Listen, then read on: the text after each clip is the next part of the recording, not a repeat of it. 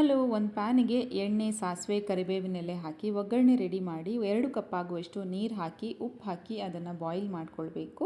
ಇವಾಗ ತೆಂಗಿನಕಾಯಿ ತುರಿ 1/4 ಕಪ್ ಆಗುವಷ್ಟು ಮತ್ತು 1.5 ಕಪ್ ಆಗುವಷ್ಟು ಅಕ್ಕಿ ಹಿಟ್ಟು ಹಾಕಿ ಚೆನ್ನಾಗಿ ಮಿಕ್ಸ್ ಮಾಡ್ಕೊಳ್ಬೇಕು.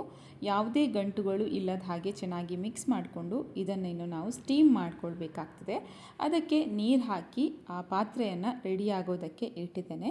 ಪ್ಯಾರಲ್ ಆಗಿ ಇಲ್ಲಿ ನಾನು ಪುಂಡಿ ಮಾಡ್ಕೊಳ್ತಾ ಇದ್ದೇನೆ. ಬೇಕಾದರೆ ಕೈಗೆ ಸ್ವಲ್ಪ ನೀರು ಹಾಕ್ಕೊಂಡು ಪುಂಡಿ ಮಾಡ್ಕೊಳ್ಬೇಕು.